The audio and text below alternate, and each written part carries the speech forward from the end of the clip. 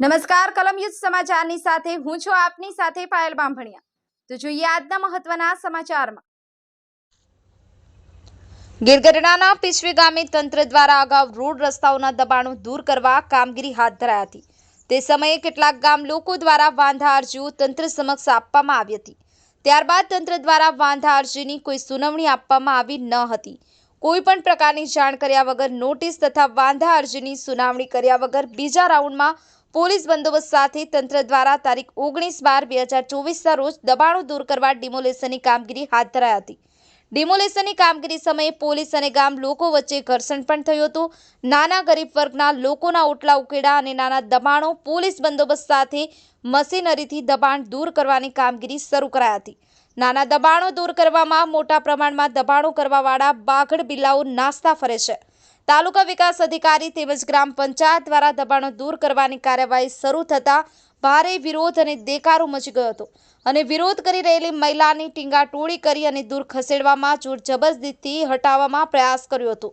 એક પરિવાર દ્વારા તંત્રએ માર માર્યો હોવાના આક્ષેપ વચ્ચે ગીરગઢડા સરકારી હોસ્પિટલમાં પિતા પુત્રી દાખલ થતાં ભારે ચકચાર ફેલાઈ છે।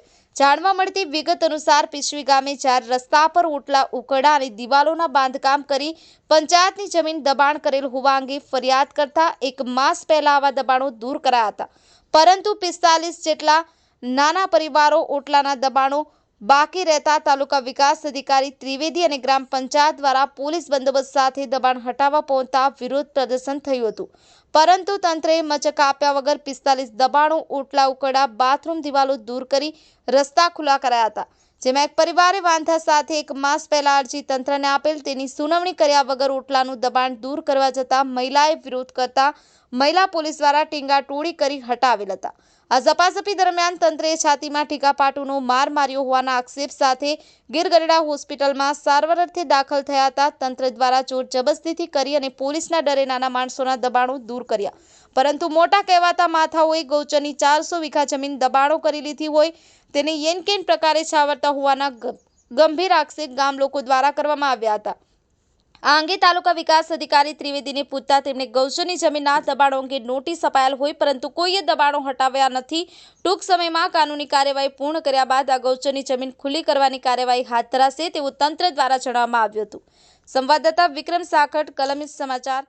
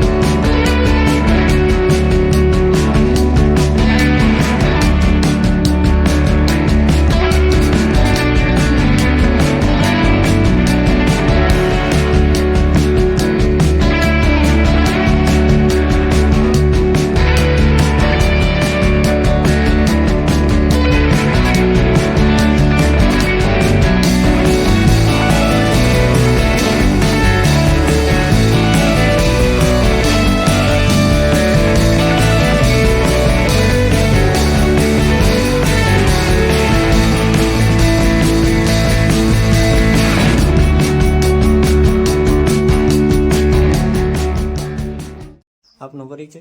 મારું નામ શેખ શહેનાજ કાસમભાઈ।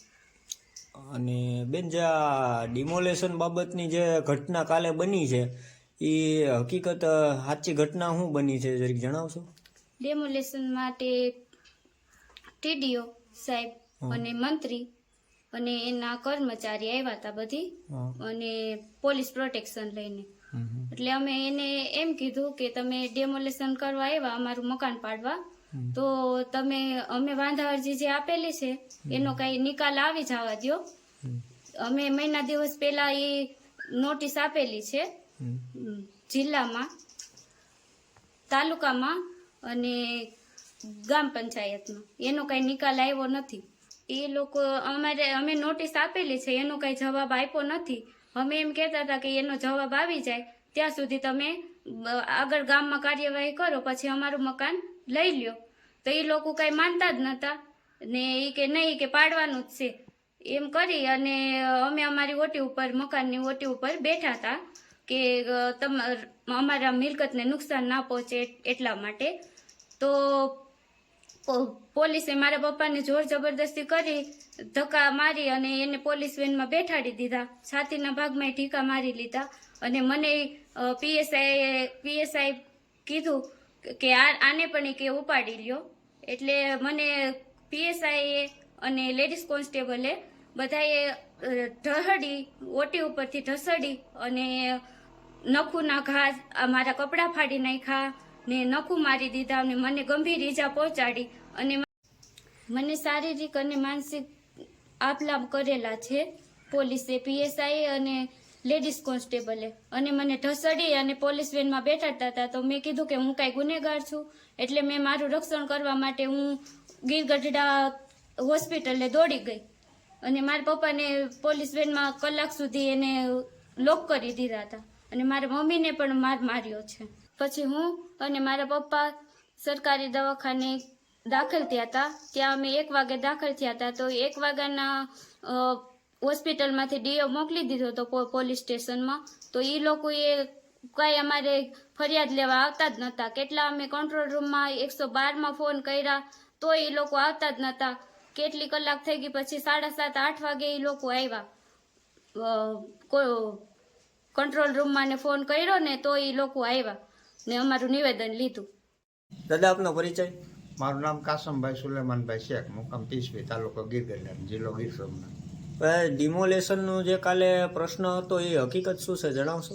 હવે એ કાલે ડિમોલેશન લઈને જેસીબી અમારા બારણામાં ઊભું હતું એટલે અમે ઘરમાંથી નીકળીને ગયા તો એ બધા તાલુકા પંચાયતમાંથી, ગ્રામ પંચાયતના તલાટી મંત્રી, મામલતદાર કચેરીના કોઈ અધિકારીઓ હતા અને પોલીસ પાર્ટી હતી. એટલે મેં મામલતદાર કચેરીને તાલુકા પંચાયતમાં જે અધિકારીઓ આવ્યા હતા એને પૂછ્યું કે ભાઈ તમે તો કે તમારું આ ઓટીને બધું પાડવાનું, મકાનને બધું પાડવાનું છે.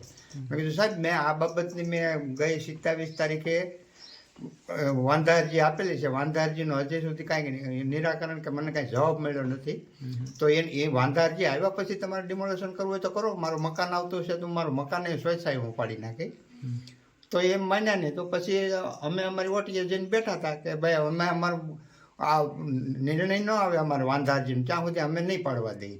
તો અમે ત્યાં ઓટીએ બેઠા હતા તો પોલીસે 3 કોન્સ્ટેબલે મને જળજોરથી મને ઢળી લીધો અને સાથીમાં 2-3 ઢીકા મારી લીધા અને પોલીસ વાનમાં પૂરી દીધો. પછી મને ખબર પડી, પણ ત્યાંમાંથી નીકળ્યો ને પછી મારા ઘરવાળા એને કીધું કે શહેનાજને આપણે એને ઢળીથી એના ગીરગઢડા પોલીસમાં જે બંદોબસ્તમાં આવ્યા હતા એમાંથી પુરુષ પીએસઆઈ હતા એને પણ એને બાવડું પકડીને બજાર વચ્ચે ઢાળતા હતા 3 લેડીઝ કોન્સ્ટેબલો. અને પછી આ બધું બન્યું એટલે મારી દીકરી તો દવાખાને વહી ગઈ હતી. મને આ 4 વ્હીલમાં બંધ કર્યો હતો. પછી આમ દવાખાને ગયા, ત્યાં સારવાર લીધી. પછી 1 વાગે ડીઓ મોકલાયો, છતાંય પોલીસ અમારું નિવેદન લેવા નથી આવી. અને મારી છોકરીએ નિવેદન દેવા સક્ષમ ન હોવા છતાંય પોલીસે આગ્રહ રાખ્યો કે નહીં દાદા તમારું નિવેદન નથી લેવાનું, છોકરીનું લેવાનું છે. મારું નિવેદન કાંઈ લીધું નથી, છોકરીનું લીધું. એમાં ભાંગો તૂટો જવાબ. અને જે પોલીસોએ કીધું એ કે અમે કઈ નહીં એ રીતે તમે લખાવતા જજો. અને અમારી છોકરી સાવ ગભરાઈ ગયેલી હતી. અહીંયા પોલીસથી ગભરાઈ ગયેલી હતી અને જ્યાં પોલીસ સ્ટેશન ત્યાં દવાખાના હતા ત્યાં 7-8 પોલીસ આવી હતી તો એ ગભરાઈ ગઈ હતી. એટલે ગભરામણમાં એ જે લખાવવાનું અમુક બાકી રહી ગયું એ પણ નથી લખાવી શકી.